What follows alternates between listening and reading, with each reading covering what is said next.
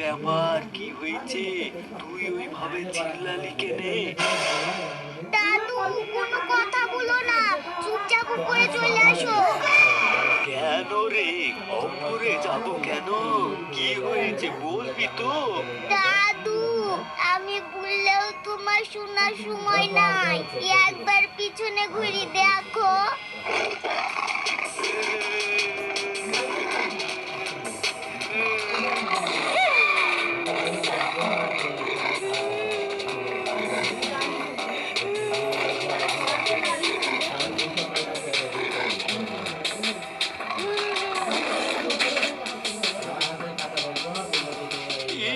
সর্বনাশ!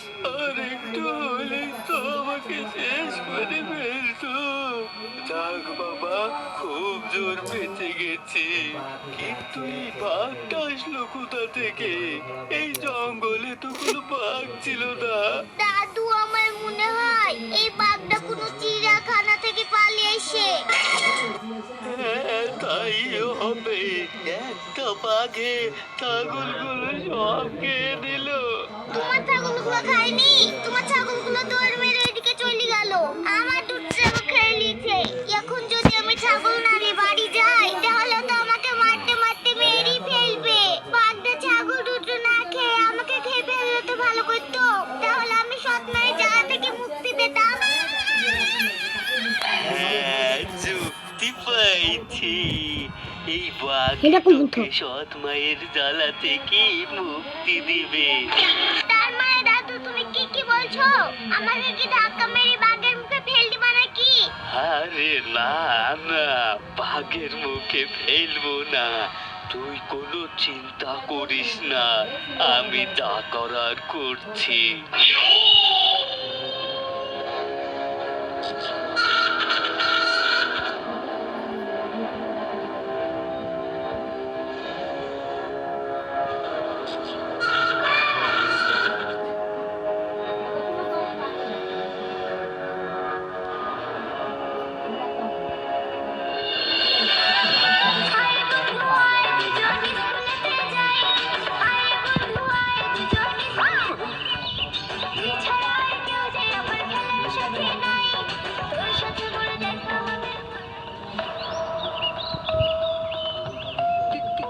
কি ব্যাপার চাচা, তোমার গায়ে এত রক্ত?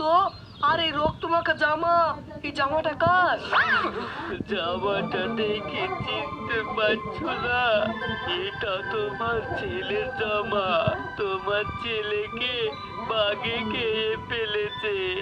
আমি বাঁচানোর অনেক চেষ্টা করেছি, বাঁচাতে পারিনি। আমাকে অনেক জায়গায় কাম করে দিয়েছে। আমি বাঘটাকে মেরে তাড়িয়ে দিয়েছি, কিন্তু তোমার ছেলেকে বাঁচাতে পারিনি। বাঘটা তোমার ছেলেকে মুখে করে নিয়ে চলে গেছে। সোহানকে বাগে নিয়ে চলে গেছে? কি? সোহানকে বাঘে নিয়ে চলে গেছে? না না, সেটা হতে পারে না। আমি এটা কখনোই বিশ্বাস করব না। আমার মনে হয় তোমার চাচাই ওকে মেরে ফেলেছে। ঠিকই তো, মেয়ে ছেলের কথা। ছোট ছেলেকে স্কুলে না পাঠিয়ে ছাগল চড়াতে পাঠিয়েছে। আমি নিজে জান বাঁচি খবরটা দিতে এসেছি, এখন আবার আমারই দোষ দিচ্ছে। এইসব বাড়িতে দাঁড়িয়ে থাকাই ভুল। চাচা, তুমি ওর কথা কিছু মনে করো না। ছেলে মারা গেছে শুনছে তো, ওই জন্য উল্টো পাল্টা বলছে। আসলে মায়ের মন তো, খবরটা বিশ্বাস করতে পারছে না।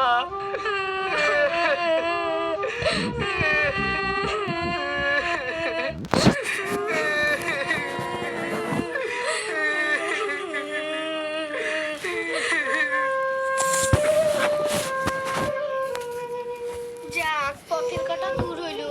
এবার আমার মনের আশা পূর্ণ হবে।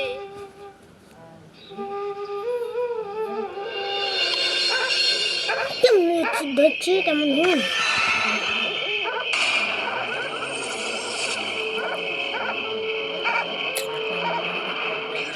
ছেলেটার উপর মানসিক অত্যাচার করে ছেলেটাকে বাদ দিয়ে খাইয়ে দিলি। তুই যা অন্যায় করেছিস, এই অন্যায়ের একটাই শাস্তি, মৃত্যু। তোকে এবার মরতে হবে। তুই এবার প্রস্তুত হ।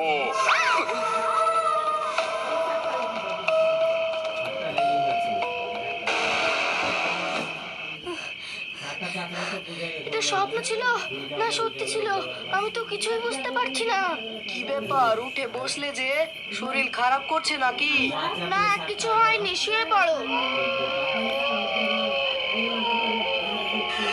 কিরে, মৃত্যু কত ভয়ঙ্কর বুঝতে পারছিস?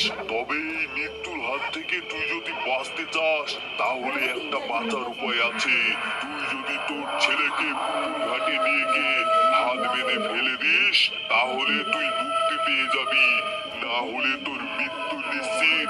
তোকে আমি 2 দিন টাইম দিলাম, কি করবি ভেবে দেখ। না, এটা কখনোই হতে পারে না, আমি আমার ছেলেকে হারাতে চাইনি। কি হলো, আবার উঠে বসলে যে? ছেলেটার জন্য চিন্তা করছো? চিন্তা করে এখন আর কি হবে বলো? যা হওয়ার তো হয়ে গেছে। শুয়ে পড়ো, কপালে যেটা আছে সেটা তো মেনে নিতেই হবে। কেমন হচ্ছে, একবার সুন্দর করে ভালো মন ধরবে। কেমন হচ্ছে দেখুন বেশি হ্যাঁ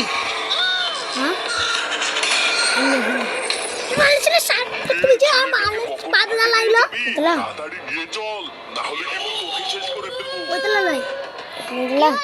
তুমি এভাবে ন্যাংলাতে ন্যাংলাতে আসো, তোমার কি হয়েছে? ঘর থেকে নামতে গিয়ে পড়ে গিয়েছিলাম। একটু সাবধানে চলাফেরা করো, এমনিতেই কয়েকটা দিন খুব খারাপ যাচ্ছে।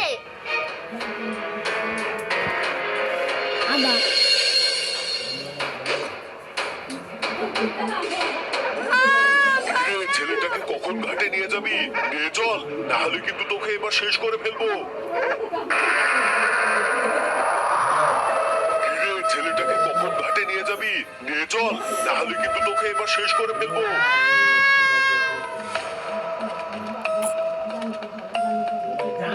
এই ভূতটা তো আমার পিছু ছাড়বে না, এই ভূত তো আমাকে মেরেই ফেলবে। না না, এই বয়সে মরা যাবে না, যাই আমি মাশরুমকে পুকুরে ফেলে দিয়ে আসি।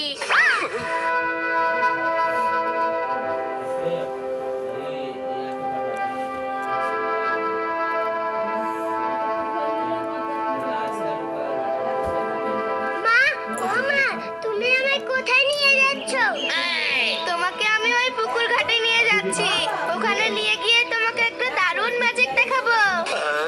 সত্যি বলছো মা? তুমি আমায় ম্যাজিক দেখাবে? তাহলে তো খুব মজা হবে। চলো চলো, তাড়াতাড়ি চলো।